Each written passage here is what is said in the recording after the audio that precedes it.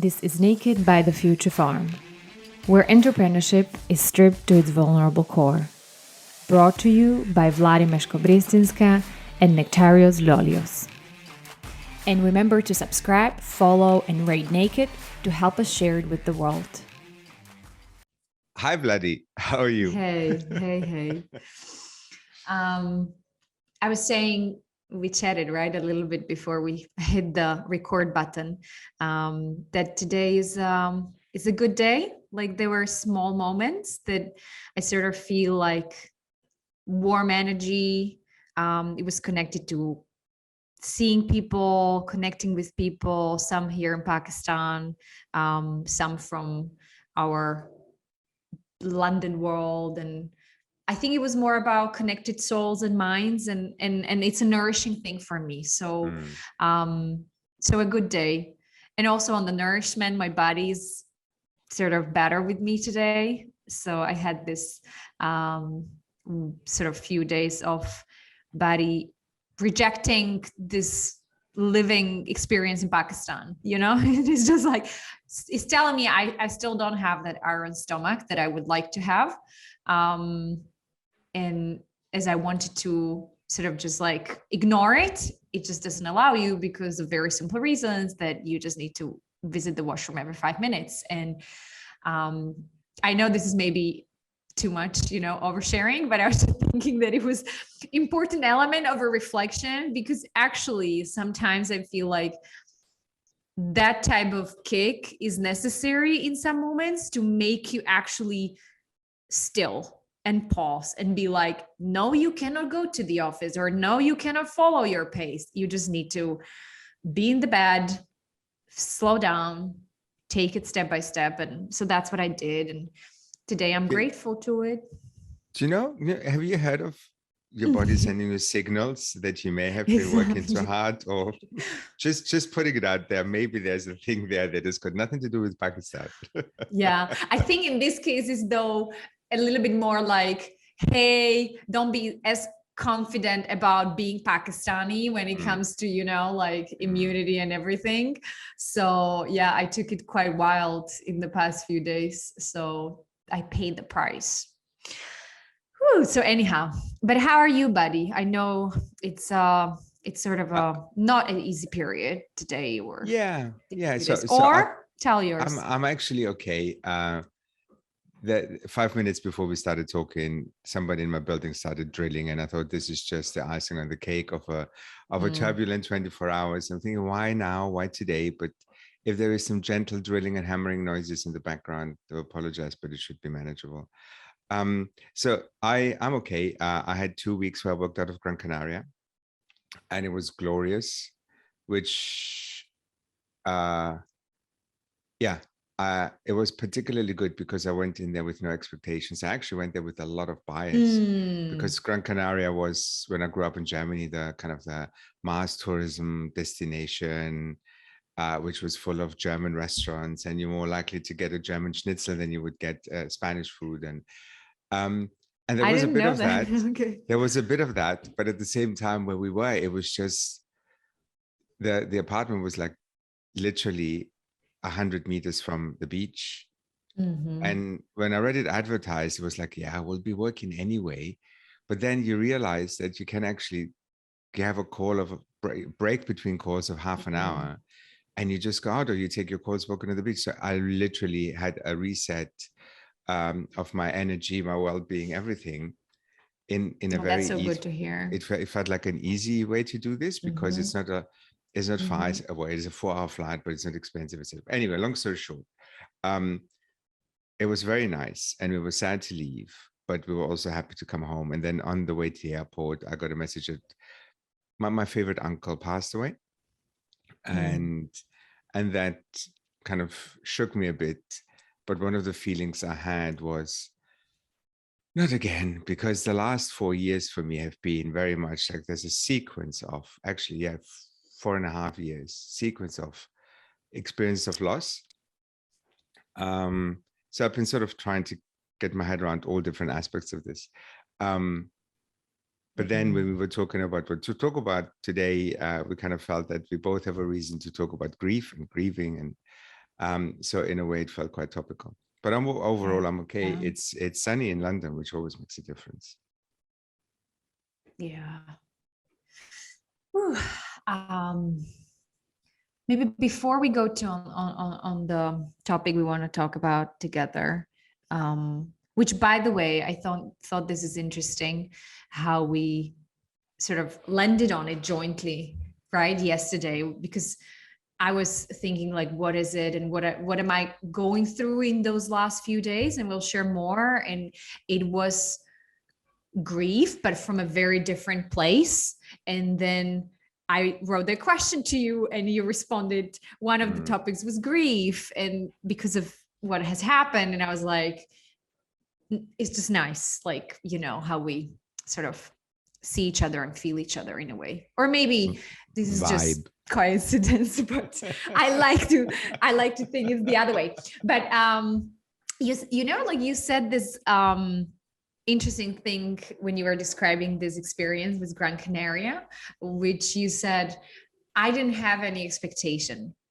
And I want to ask you about this because it's maybe a little bit of derail, but I think it's important, because I remember when I think it was one of the previous sort of getaways, and you had some sort of expectation of how you want the experience to be like. And then there was this clash because it just didn't happen for all kinds of reasons you couldn't control. And I remember even here on The Naked, we were talking about it.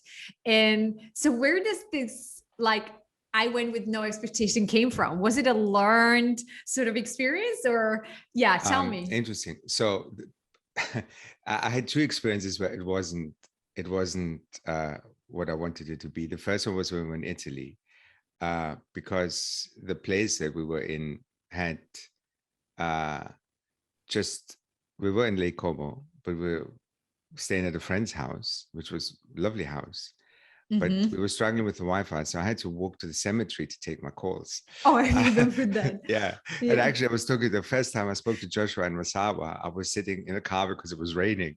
And I had a nice view from the car, but it was so that was okay. And then we did some time in Greece, not when we spent time on the island, but in Athens in November. And for me, it was a little bit of a for way also to get to experience Athens, which I've fallen in love with.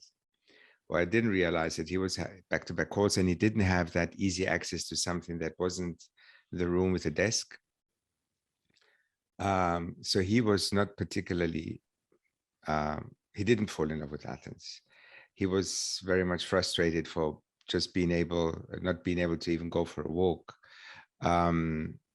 And having had that opposite made a huge difference. It was he who started in Gran Canaria and said, look, this is amazing, we should come again, which was like, yes, we found something that works for both of us.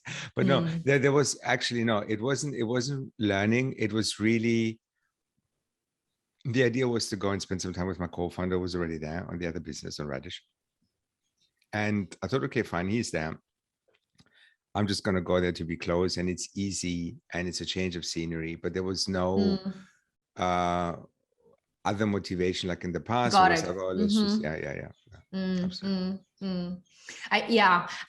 The reason why I also asked is that one of the things, so even today we went on a tour of co-workings in Pakistan, and we were trying to find a place where we feel sort of home, but there is also just that you are equipped to do what you do, productivity, efficiency, all of this, right? And it's quite important for me for the flow.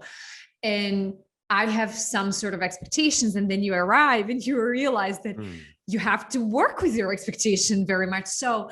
And it's an interesting internal process, like sometimes it just takes longer, but like, it's a little bit of, I felt like I had an inner fight that I didn't even, I did a little bit annoyed my coworkers by putting it out there. Like it's like a blah, like you put it out there in the words. And then, but fairly quickly you sort of, I think we just landed on, okay, this is what it is. We're working with it. So I know it's a different context, but I feel like, as entrepreneurs or professionals, like the question around, or the whole idea of expectations is a big topic. work, and how do you sort of let go? And we keep revisiting letting go, and sort of calibrating the expectations quite a lot on Naked anyhow. Okay, I'm gonna small make derail. No, that's okay. So I think we can continue talking about this if you want to. Really? And then it's an interesting subject, right? And it's an interesting subject, which for me, there's the expectations, but because it's also linked to exploring other ways of working. That's a direction that it could easily go. But we can also just close the bracket and go back to the heavy stuff. Let's think about it. What expectations mean for us, maybe related to ways of working and where we are. And I certainly do feel like the 4 years experience in Pakistan has been a great lesson on a personal growth path, 100%, beyond probably anything I expected. So yeah, let's come back to it. And maybe we can reach out to you guys out there, and you might have your own experiences, and we can sort of see what resonates with you. But so the topic that we beautifully align on for today, which maybe doesn't have to be that heavy as we give it attribute of being heavy, but was around grief. And when I reached out to you and I thought about it, the reason why I thought about it was first coming from a very personal place.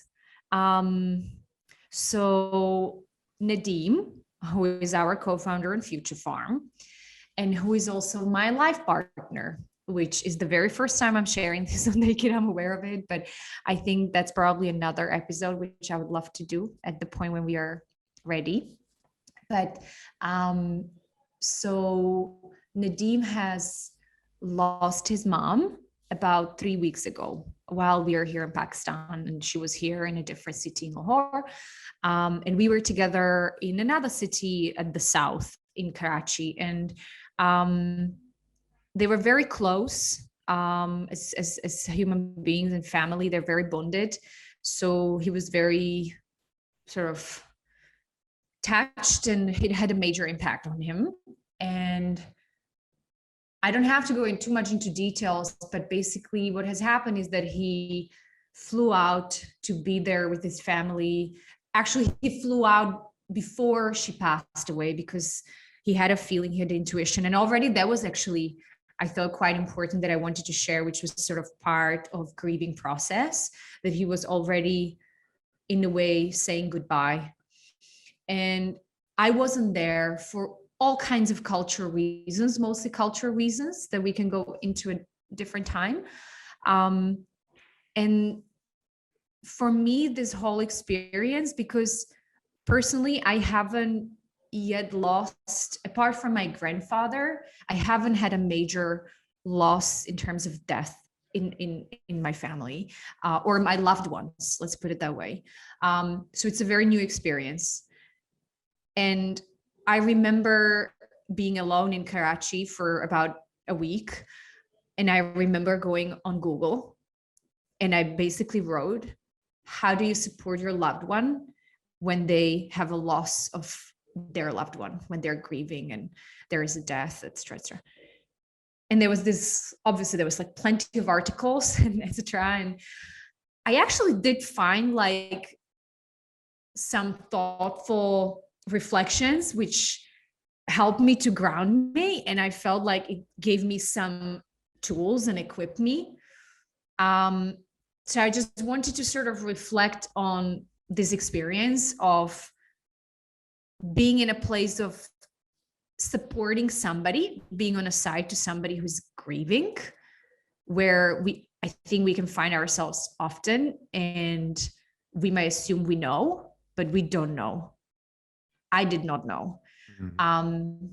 I remember when you and I talked, and you told me, you actually approached me with this, like, you might not know, right? Like, it can be quite overwhelming. You want to be there for the person, and you don't know how to, you know, what was interesting? I remember that emotion when you told me that from a good place. I felt like, you know what? I actually felt quite calm the one thing that resonated with me, and I think it was both intuition, but also it was among all the tips and tricks, which is awful, but okay, you know, some sort of thoughtful recommendations. There was this reflection that says, like, there is no one way how people grieve, how they go through it.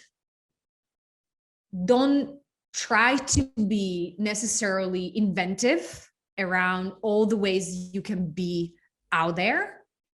Just be available, be accessible. And I think that's what helped me a lot, because I was trying to be present for him. I think where I want to maybe close this one and then bring another loop, but I want to sort of share with you, like, hear your thoughts and your way of experiencing this, is in all of this, there was this layer of how do you support your loved one who's grieving. And then for me was like a major learning. And somehow in this experience, it felt actually okay, but I realized I don't know what it's supposed to, or assume a lot we do know. But there was the other layer, which was, how do I feel in all of this? And we had a therapy session together with Nadim a week ago. And the therapist asked, so she was heavily focused on Nadim and helping him to sort of navigate the grief process. And then she turned to me and she's like, so Vladi, how are you? And how was this whole thing for you? And I remember telling her that there were some moments where my ego was coming a little bit into the whole equation, where I felt like, hey, there's no attention on me, you know, like I'm alone in Karachi and nobody's like, and I know, like, there was a little bit of guilt around it, like that I felt like they're all there. And I was like, come on, he lost his mom. Like, what are you doing? But then I was kind to myself. I was like, hey, there's also Vladi in this. So be with yourself, be kind to yourself. And we created other support mechanisms for me, like other people who stayed with me, around me. But I remember when I said this to the therapist, and she said, it's absolutely normal and okay. And so it's some structured, less structured thoughts, but it's a raw thoughts around my sort of latest experience of grief. And it opened up also for today, this whole new world of, I wanted to look into what it means in context of entrepreneurs, but we can open that door in a while. That was a lot. Yeah, I didn't probably even realize. It didn't feel like, to be honest, but in a while I was like, oh my God, I'm speaking for, you know, there was a long monologue, but it does feel like processed feeling. So that's good. And it's also something that I'm, for that reason, sort of ready to share and just talk to you about, frankly. When we had a kind of little prep conversation about the entrepreneurship angle, I was thinking, I wonder where this is going to go, because you're still in it. I mean, Nadim is in it as the person who's grieving, but you're so totally in it, even trying to find your way of being with him, being there for him, right? I remember our chat when his mom passed away. So I had my two boyfriends before I met Wayne. They both lost their mom when we were together, and they both were the youngest child of a large family where the dad had passed away before. So there was bizarre kind of parallels, right? So they were both a spoiled child, losing the mom, very close to the mom. And I found myself the first time very much in your situation, Vladi, which is, I'm the one who's there, I'm the support, I'm the one who knows what to do, and I didn't know what to do. This was pre-Google, but there was also an element of my partner at the time just telling me, you don't understand me, and there's nothing you can do to get there. He didn't use these words, but that's practically what he said. And I found that offensive, It's like, how? I'm the person who can figure things out, blah, blah. So the ego was there, but there was also this thing that for the first time I thought there's something that's inaccessible to me and I need to learn to deal with this. I need to accept that because that's their journey. It's their experience. I have no frame of reference, as you said. I'd never lost anybody before. So I can totally relate to what you're saying. And it was really hard for me to also not take it personally when they withdrew. Because that was the thing that for me was a struggle. It's like my partner at the time, he just wasn't particularly vocal. He didn't process things in conversation. Yeah, he didn't reach out to talk. And I had my own stuff going on with that. But there was something there where when it happened again a few years later, I was with many years later with my next partner, I was better prepared to accept that I don't play a role in this. So the only thing I can be there is, it's a bit like a pillar in a room, in a column, right? If they want to come and lean against, it's fine, but I don't move. I don't have an active role in this. But there is a segue to entrepreneurship for me, right? Because when Wei and I met, I was already much older and had a lot more life experience, but I still hadn't had that experience of losing, as you said, somebody close to you, myself, right? And then at the end of 2018, my dad died the day after I walked away from Startup Bootcamp and Rainmaking. And I was already emotionally prepared for the roller coaster that walking away from my business would mean for me emotionally, but I wasn't prepared for having to deal with that physical experience of grieving a parent and all the stuff that it unearths, right? But I was also better equipped to articulate my needs, I thought. And then I realized I wasn't, because this was new, right? The reason I suggested, by the way, that we talk about grief was not so much because my uncle died. It was because for the last 2 months, we've been telling the story of my new business, Radish, to potential investors to get some feedback. And part of it is, I mean, as you tell your story as somebody who's about to raise money, it's about building credibility, about all the cool stuff you've done in the past. And I always have to talk about my rainmaking and Startup Bootcamp experience and the fintech stuff. And I look back with a sense of pride, because it's an achievement and it does give me credibility for what I'm looking to do now. But at the same time, it's always with this heaviness that there's still something there that I haven't fully processed, because that was my identity. That was everything. And I don't find it as easy to say, because it wasn't like, oh, I exited the business, I made 100 million, now I'm building the new thing. It was, I've done this for a few years. And sometimes people ask, so why did you stop? And then you have to kind of dig into something that's still uncomfortable, but also into something that makes you sometimes think this could have gone on to be bigger, better. And I just walked away from it. And I left that part of my identity behind. And I'm sort of tapping into it because I need it.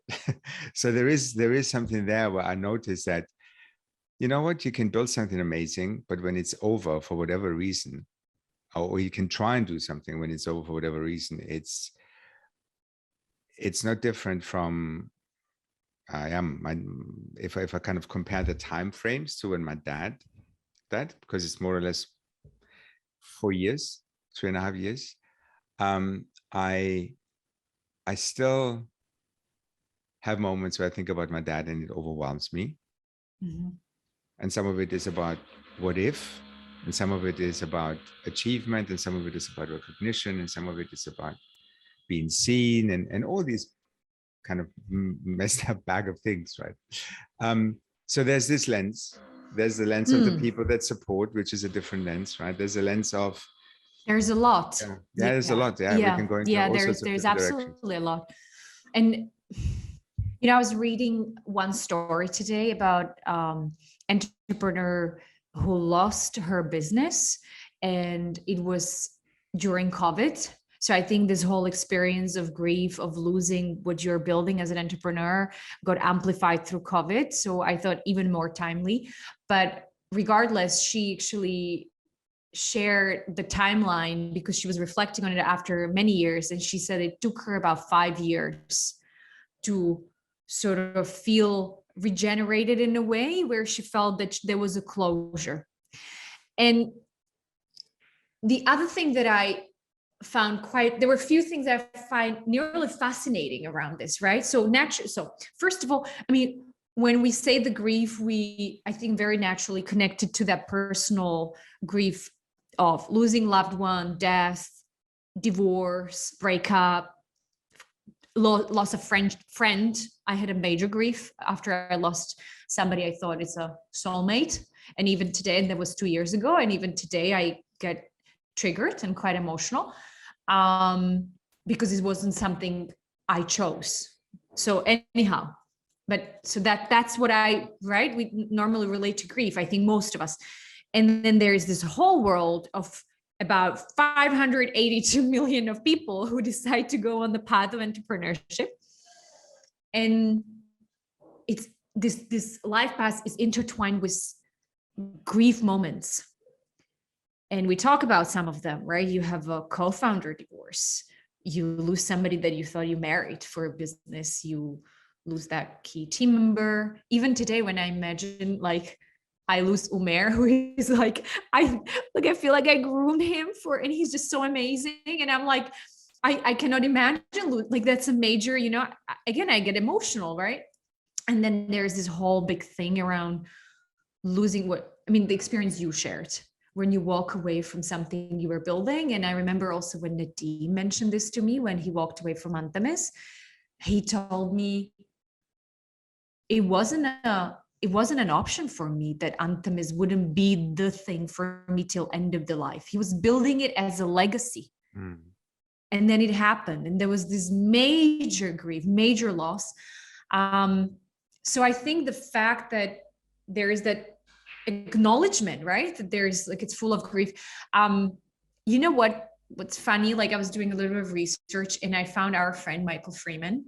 Mm. So the professor and psychiatrist, clinical professor and psychiatrist, Michael Freeman, who has been studying mental health and entrepreneurship for 15 years, and he's been on Naked, etc., etc.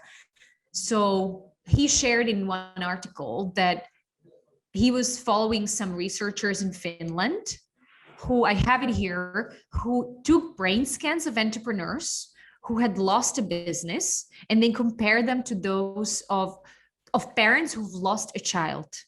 Mm. When I read it, I was like, oh my God, this is nearly like a little bit of like thin ice, okay? And basically what they found out is that there is the same kind of footprint in the brain between the two groups. So he was just in some way explaining the vastness, the fullness of that loss that can happen and grief for somebody who's building business, and there is that loss. So yeah, I think it's just, there are a few more things I want to talk to you about, but I think it just requires that acknowledgement that there is something like this, and I don't feel or see enough of conversation around it again and again. Juan, one of our very first guests, talked about this. Very right? First guest. Right. Yes. This whole question about what am I if I'm no longer fulfilling that cosmic mission, and how this sends me into a bit of a spiral. Actually, when we did the research before we even started the Future Farm, we had I have a sort of, I wouldn't call him a friend, but an acquaintance who was a successful entrepreneur who had an exit where he pocketed about 150 million US. And he was at that point 26. And he didn't want to talk about it publicly. He didn't even want to be interviewed by you, remember? Excuse me. But the interesting thing for me is I've been sort of following his journey, and he's still spiraling. I mean, I see it as spiraling, right? I see it as somebody who's trying to find their way, spending a lot of the money. So practically, he's in a different city on Instagram. Even through COVID, he would be in Bali or whatever. And a very hedonistic life that's very much pleasure driven. But if I link it back to the conversation we had 2.5 years ago, it was, I don't know what to do with my life. I have this huge fear of whatever I touch next will not be as big as the thing I did, right? And there were all these, and there were all these things that for us, we would probably recognize as grief moments, right? But there was definitely a loss of identity, loss of purpose, loss of sense of direction, loss of context, right? All these things. And I think it's interesting to see how there's the macro picture, right? What you're building and everything. But when you mentioned the small grief moments, it's for me, the fundraising round is a bit like that, right? Where you go and talk to VCs, and you get all this excitement, you invest a lot of it, and when they micro griefs, when they turn around at the very last minute and say, you know what, there's it's not you, it's me conversation, and you don't want to hear it, right? Yes. When we did the accelerator, we had this lengthy process of selecting the startups, and every time we would have a new program, I would sit down, the managing director of this particular city, and prepare them for something that I knew they would not listen to me. I said, look, you're going to go through this process. You're going to select your favorite startups to apply. You're going to fall in love with them because you want them in the program. And probably 5 out of your top 20 at the very last minute will turn around and say, sorry, we can't make it. We can't give you the equity. Our shareholders don't agree, whatever it is. And people go, yeah, yada, yada, yada. And one day I get a message from one of our COOs and says, the MD just shut his PC down and walked away. Didn't even say goodbye. What do I do? Oh, wait. And I said, what do you mean? And she goes, yeah, he literally just made a funny noise, shut his laptop down, stood up and walked out of the office. And I said, well, what process are you going through? And she goes, well, in the selection process. And we talked about this afterwards. And there was this overwhelming sense of, I can't deal with this because I was so invested in these people. And it took him literally weeks to get over it, because even when the program was running, there was this thing in his head, but there was this one that could have been perfect. So now I'm digressing a little bit, but these micro moments is something we never really, I never really kind of had an awareness that this is a way of looking at it.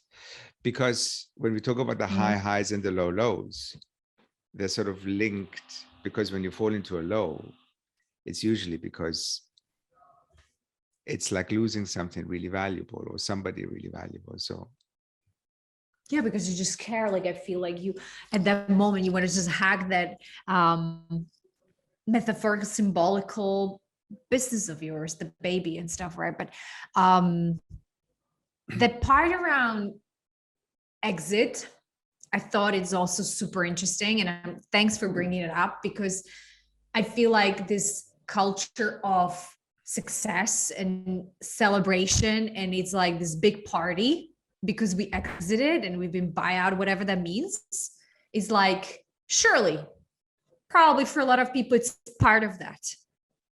But then there's this big part of like, of saying goodbye. And this has been with you 24/7 for such a long time, that identity piece. There was this one question from one of you guys when we asked before, it's connected before this recording. And the question was, how do entrepreneurs tackle the transition? Because this person basically shared that after he had a successful business, which he exited, he was struggling to master courage and motivation to come back to the job market and hunt for jobs. So how do you sort of deal with the grief of finding the next opportunity?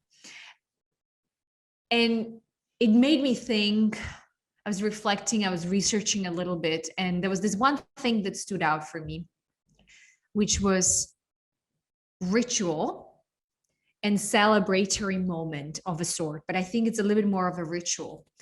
And basically the idea was that, when we lose a loved one, we have different ways of the closure, right? There are different types of rituals, but there is, in most of the cases, some formal way of saying goodbye. We come together as community, or different ways, but there is that ritual. I don't think we have many rituals around those grief when the business goes. I feel like even more so, let's say you lose your business in COVID time or exit, yes, you celebrate, but then you sort of stay alone on that mountain and everybody else goes into their own lives, back to their homes, and you sort of stay alone there. And it's like, how do I deal with all of this? So I was just thinking, and there was a conversation with a psychologist where she was actually recommending that think about some small celebration, ritual, whatever the practice of a closure, of saying goodbye, of just bringing things together for you, maybe reflection. And that resonated with me. I felt like that's probably, it made me think that that's probably the very first step I would feel like doing. But I guess you have to get there as well. So probably just like letting go and then coming to that moment when I feel equipped of doing some sort of a ritual that even allow me to maybe look forward and not carrying so much with me that is unresolved and messy and all of this. So yeah, that resonated. What do you think? You're smiling. I'm smiling because this goes for me in two different directions. So Okay. the Greek traditions have built-in rituals to keep you busy, especially the first few days after a person dies. It's just doing stuff, and usually it involves being around other people. So you're not alone, but you're also busy. You have responsibility. So you have to do the 3-day memorial service, the 9-day memorial service, the 40-day memorial service, and all that. It's just to have it in the calendar. So you actually have something, and it's usually bringing the community together. And for me, community is important in this, so people. But there's the other thing, but more specifically, so I'm a big fan of rituals because it takes away the decision-making process. It's just there, and you do it because it's prescribed, if it's in a cultural context or in a religious context, right? But specifically to the question, there is also something there that touches upon one of my favorite subjects, which is permission. I think there's also an element of it's okay to drift. It's a big thing, right? And for people who didn't have the big exit or see them trying hard for 5 years and then it doesn't go anywhere and they give up, in inverted commas. We definitely don't celebrate those. We definitely don't celebrate the fact that, hey, you know what, you had this really hard time and you managed to come out of this without being a jerk. It's a reason to celebrate for me. But it's also okay to give yourself permission just to go through that valley or the roller coaster, call it what you like, because you're not equipped for this, right? Very much like how you started with, I never had this experience before, so I didn't really know what to do. A lot of people, especially first-time founders, just imagine somebody who's starting a business for whatever reason, never done this before, made all the mistakes, had all the learnings, but in the end, the business for whatever reason didn't take off and they walked away from it. It's okay to say you're going to have a bumpy ride for a couple of years, and let's just get through this somehow. Find support, find help. And not being confident to go back into the market is one thing, but part of every other process of dealing with adverse situations is just doing it and being out there and having conversations. Is maybe a step. So I was thinking on a similar note of the conversation and the connection, right? People are important in the positive way. When people what founders tell us all the time is like peer conversations, right? But I worry a bit about this glorification of, okay, fine, I put this behind, let's just get on to the next thing. And you go, you've come out of a difficult relationship and you go into the next one straight away. Everybody will tell you don't do it, but for some reason it's like, yeah, your old business failed, just on to the next one. Let's just go. No, I hear totally. And I nearly feel like it's just honoring all that time and your energy and your love. It's honoring that relationship with that baby entity business, whatever you want to call it, that you've been building. That's how I felt. And so whether rituals and when you said about the connectivity, maybe this could be a nice way to close, but I was talking about this just today in a car with my Pakistani team, and it really resonated with them. A lot of them are serial entrepreneurs. And the one thing they said, you know what, Vladi, like this is an awesome subject, like very interesting. And they asked me, so what do you guys do then for people? And I was like, well, we raise the awareness. So we like bring the subject and we talk about it. And they said, interesting, good.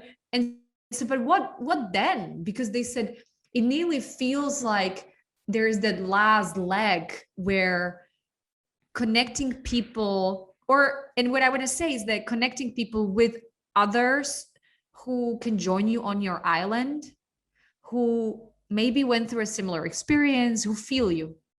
And whether we're going to ever do it through Future Farm doesn't matter. That's absolutely secondary. But I just felt that it was a beautiful sort of reflection, and maybe now a closure of saying, hey, there are lots of people out there who will share and who will sort of want to be in that safe space with you. So protect your island and reach out, maybe invite people that will be there with you and will, be caring. And it will take some time, as you are saying, Nektarios, allow yourself to also just be and let go and drift, and maybe do a small ritual. So much more to unpack, but yeah, for the future. It feels like the beginning of a series of conversations on the subject. Yeah. Well, thank you very much, Vladi. Likewise. Thank you, guys. Bye-bye. Stay well. Ciao, bye. You've been listening to Naked by The Future Farm, where entrepreneurship is stripped to its vulnerable core. To learn more about our work, sign up to our newsletter or visit thefuturefarm.co, where you can also apply to be a naked guest. And remember, subscribe, follow, and rate Naked to help share it with the world.